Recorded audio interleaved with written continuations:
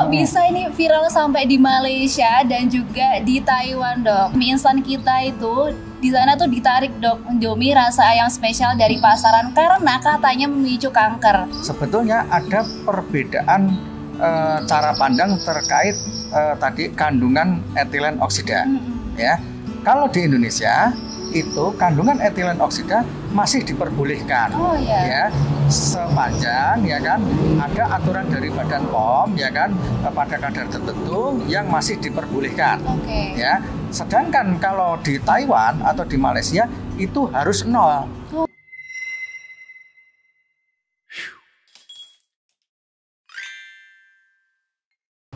Assalamualaikum warahmatullahi wabarakatuh. Halo sahabat sehat, gimana kabarnya? Akhirnya kalian ketemu lagi di Bincang Sehat kali ini. Seperti biasa, kita bersama narasumber kita tercinta. Halo Dokter Dana. Halo Mbak Nanda, halo sahabat sehat Agarilus. Salam sehat luar biasanya. Salam sehat luar biasa untuk semua sahabat sehat Agarilus. Semoga kalian sehat-sehat selalu. Dok, hari ini aku bahas hal yang viral lagi, Dok. Iya. Tentang apa sih, Dok? Mie instan, Dok. Kok bisa ini viral sampai di Malaysia dan juga di Taiwan, Dok?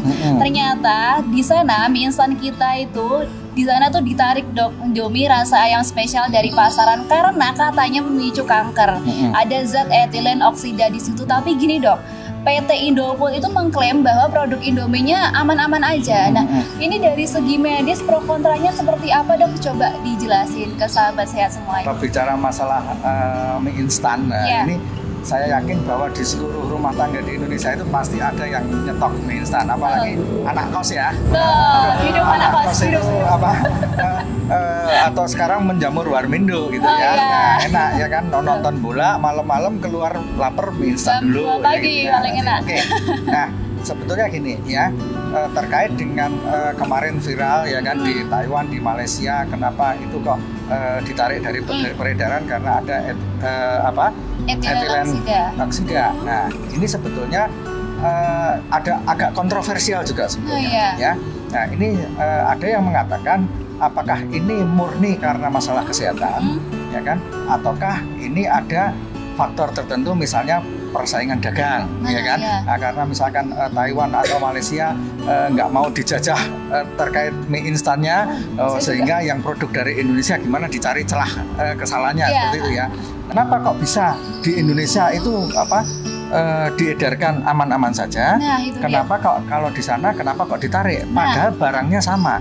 Nah, karena memang sebetulnya ada perbedaan cara pandang terkait tadi kandungan etilen oksida. Ya, kalau di Indonesia itu kandungan etilen oksida masih diperbolehkan, ya, sepanjang ya kan ada aturan dari Badan POM ya kan pada kadar tertentu yang masih diperbolehkan. Ya, sedangkan kalau di Taiwan atau di Malaysia itu harus 0. Nah, ini kan sudah terjadi perbedaan parameter, ya kan? Nah, betul. Kalau yang di sini ukuran lulusnya masih boleh lulus, sedangkan di sana tidak lulus. Nah, seperti itu. Karena perbedaan parameter yang diacu, standarnya yang diacu, tentunya ini yang menimbulkan tadi polemik itu tadi.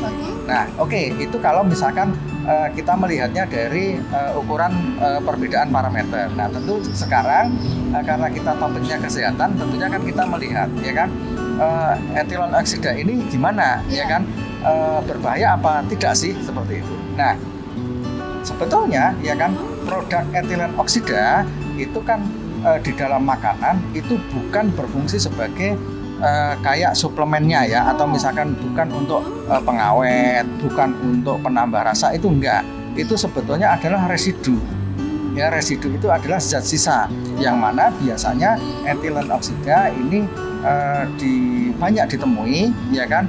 Itu terutama kalau di produk makanan adalah dari cemaran ya, dari cemaran misalkan pestisida. Ya, karena apa? Kalau misalkan mie instan itu kan kandungan utamanya itu kan dari gandum, ya kan. Nah, mana produk gandum sebagai produk nabati, biar misalkan ditumbuh bagus itu kan biasanya ada menggunakan pestisida seperti itu. Nah, ada yang tersisa sedikit di bahan mentahnya, ya kan, pada waktu diproses, walaupun sudah diproses diolah masih ada sisanya seperti itu.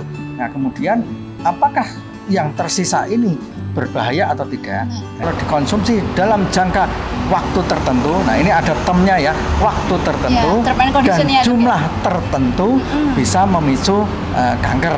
Itu memang sudah ada data penelitiannya ya, terutama adalah bisa menimbulkan kanker darah, memicu kanker darah ataupun kanker kelenjar getah bening atau limfoma.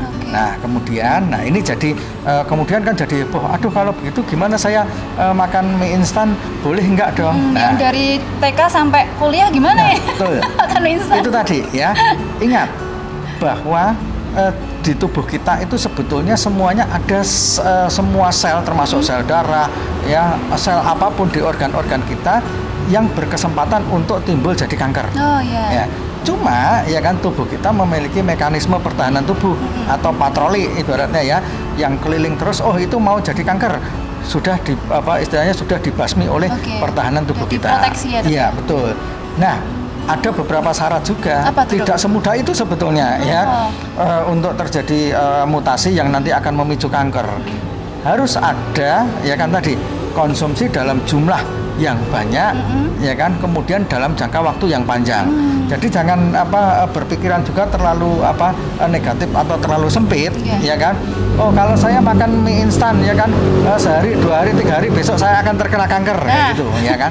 Nah, itu juga perlu diluruskan gitu, juga ya, perlu diluruskan juga sehingga langsung memakan mentah-mentah berita tersebut ya kan, bahwa mie instan menimbulkan kanker, itu salah. Nah, responnya nanti adalah individual ya, setiap orang akan memiliki respon yang berbeda. Nah, tentunya ya kan dalam jumlah tertentu dan waktu tertentu ini tadi yang harus kita perhatikan. Nah, kalau terkait dengan bagaimana kalau kita konsumsi mie instan di Indonesia, kita pegangannya sebetulnya adalah dari Badan POM.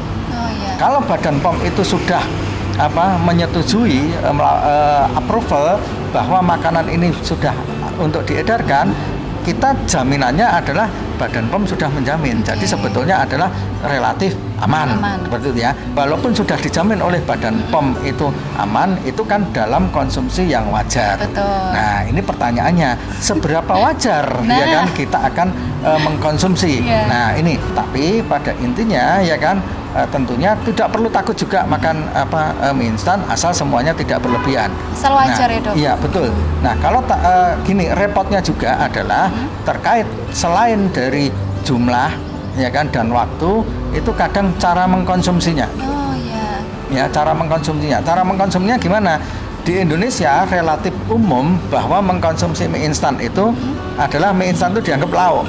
Nah, ya kan? Iya. Nah, jadi tambah nasi ya, Dok. Sudah makan nasi tambah sama bakso, tambah sosis, sama mie instan juga gitu ya. Nah, saya ditambah lagi soalnya, Dok. ditambah lagi misalkan dengan saus dan sebagainya ya. Jadi etilen oksida itu bukan cuma ada di mie instan, ya kan, seperti itu ya. Zat-zat karsinogenik itu bukan cuma di mie instan, bahkan mungkin kalau diukur ya kan, saus sambal yang warna merah, kuning itu yang warna merah-merah ngejreng itu mungkin kandungan karsinogeniknya justru lebih tinggi dibanding yang ada di mie instan. Tapi kan jadi digabung ya, Dok. Ya, betul. Jadi kita perlu berpikiran jernih gitu loh ya. Jadi jangan mengeneralisasi, mengumumkan bahwa di sana ditarik karena untuk memicu kanker. Tidak semudah itu. Ya, tadi ada takaran ya kan, jumlahnya seberapa sering, dan juga kita kombinasinya dengan yang apa, betul apa ya, seperti itu. Lebih mending kalau misalkan ya kan mie instan ada telur, berarti ada sumber protein, dikasih selada, ada sayur, serat dan sebagainya ya. Nah, lebih nggak bagus itu tadi ya kan, sudah mie instan kemudian nasi ya kan sama kerupuk ya kan. Nah, ini kandungan gizinya tidak seimbang. Jadi seperti itu. kandungan etilen oksida tentunya sudah ada persyaratan dari Badan POM. Ya, sepanjang Badan POM itu sudah mengapprove, menyetujui, berarti sebetulnya relatif aman.